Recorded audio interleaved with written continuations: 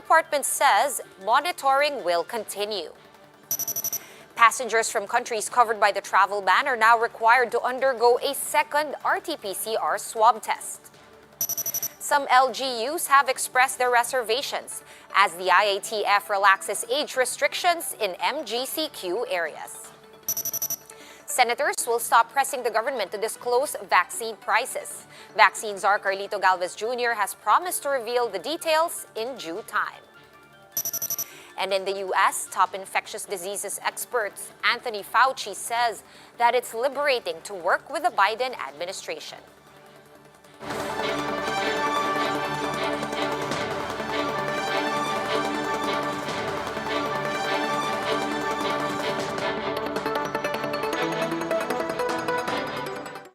Fast, focused, and fearless. Here's a roundup of stories we're watching now. I'm Sean Yao. The country's first UK variant case has now tested negative for COVID-19 as officials continue to track down 2 more close contacts. The IATF has also widened the age group allowed to go outside their residences. Greg Gregorio with the story.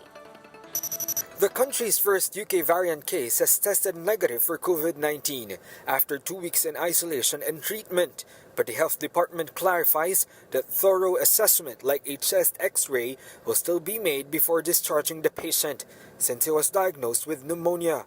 It is still unknown if his 14 COVID-positive close contacts have also contracted the B117 variant, pending the result of the gene sequencing conducted by the Philippine Genome Center.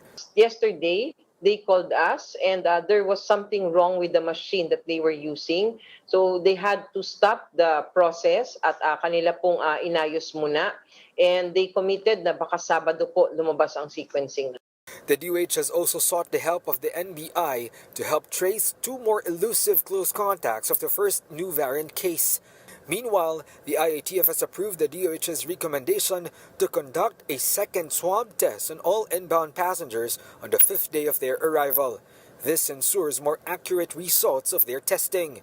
The government also relaxed age-based restrictions in areas under MGCQ. Marikina City Mayor Marcelino Teodoro, however, has reservations. Marikina is under GCQ, but is located near the borders of Rizal, which is under MGCQ. Hindi maging ligtas yon para sa lahat ng LGU. Hindi namin papayagan ang mga namanggaling sa ibang lugar at dito pupunta yung mga 10 years old o yung mga bata. Dahil ang Marikina katabi ay Rizal, sa Rizal nasa MGCQ. Pero ang Marikina ay GCQ, hintayin natin na maisagawa natin yung vaccination program natin para ma-achieve muna natin yung tinatawag na herd or population immunity. The UP Octa research totally disagrees with this policy shift. The team earlier warned that cases in the country may reach 540,000 by the end of the month if the reproduction rate continues to increase, adding that there's still the threat of the new variant. We should forgo any drastic policy changes as far as our vulnerable groups are concerned. The focus should be on facilitating, expediting, making more efficient the deployment of vaccines. The DOH, on the other hand, explained that this will only apply to areas outside Metro Manila and that health concerns were considered. We balance the economy with health. No? As long as we continue to implement and comply with the minimum public health standards, kahit naman anong age siyang lumalabas, no? As long as compliant tayo, we are protected and we are assured na yung infection risk would be very low. As for the vaccines, 3 independent late-stage clinical trials from Janssen Pharmaceuticals, Clover Biopharmaceuticals, and Sinovac are expected to start soon. LGUs have been informed of the possible trial sites. This, while the application for Emergency Use Authorization or EUA from AstraZeneca, Gamaleya, and Sinovac are still pending. For News 5, Greg Gregorio, we are One News. Vaccine czar Carlito Galvez Jr. denies lying to the public about vaccine prices as some senators continue to grill the government on the matter. This was in response to Senator Grace Poe's question on the vaccine czar's supposed admission that he lied about the actual price of Sinovac's vaccine. Galvez says he's just being cautious since negotiations are still ongoing. Malacanang had earlier said that Sinovac's prices will not exceed 700 pesos per dose.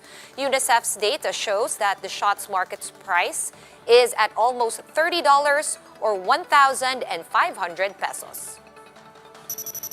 With all due respect, I thought I asked you that. So you basically lied to the public and you said yes. I just say that the prices that had been published in the newspaper is incorrect, considering that it is not the real negotiated price. Meanwhile, Health Secretary Francisco Duque III says inoculated individuals will be given a card that will serve as a monitoring sheet by health workers. Duque says this will help them easily address potential side effects on vaccinated individuals. Government will also shoulder medications for potential adverse effects of the vaccines. The secretary also says that he will convince the president to receive the shots in public in order to increase the public's vaccine confidence. We will try our best to convince the president to perhaps publicly allow himself to be vaccinated, but we will respect his ultimate decision, whatever it is. Si Senator Nancy Binay po siguro ang aanyayahan po kung pwede magpapahuna. Payag ako mauna. Mas long as walang aangal, baka may aangal na naman pag nagpapauna ako eh. Here are other stories we're keeping our eyes on. The Health Department recorded more than 2,100 new COVID-19 cases on Friday, and this brings the country's total caseload to almost 510,000, some 32,000 of which are still active. 20 people died of the virus overnight, while 250 more COVID-19 patients recovered in the past 24 hours, pushing the total recoveries to more than 460,000. The Toll Regulatory Board says they have yet to come up with final toll rates for the Skyway 3. However, TRB spokesperson Julius Corpus assures the public that the rates will be approved and published before February 1, the date of when the toll operator is expected to start collecting fees for the use of the elevated expressway. And the Bangko Sentral says it supports the rollout of the government's national ID program. This comes as Governor Benjamin Diokno and other BSP officials face graft complaints before the Ombudsman over the 1.75 billion contract for the national ID system. The BSP vows to address the complaint, noting that officials involved will respond in the proper forum. We'll have more stories after this quick break. Stay with us.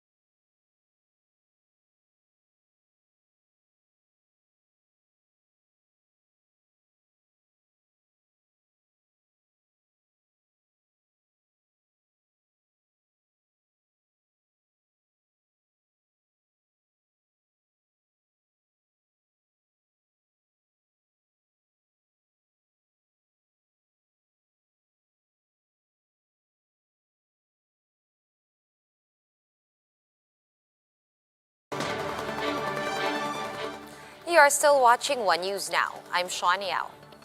Days after the government's unilateral scrapping of the UP-DND Accord, the PNP declares Barangay UP campus as a crime hotspot. The police say that the barangay is ranked 20th among 142 villages in Quezon City, most rife with incidents of crime. In a statement, the PNP says the Commission on Higher Education noted the prevalence of drugs in the UP and the inability of the police force to address the issue. Among other things recorded were illegal gambling, malicious mischief, child abuse, and homicide. The barangay sits inside the 493-hectare UP Diliman campus in Quezon City, covering parts of 7 barangays. UP officials and the Department of National Defense are at odds over the termination of the agreement, which regulates the entry of uniformed personnel into the campus.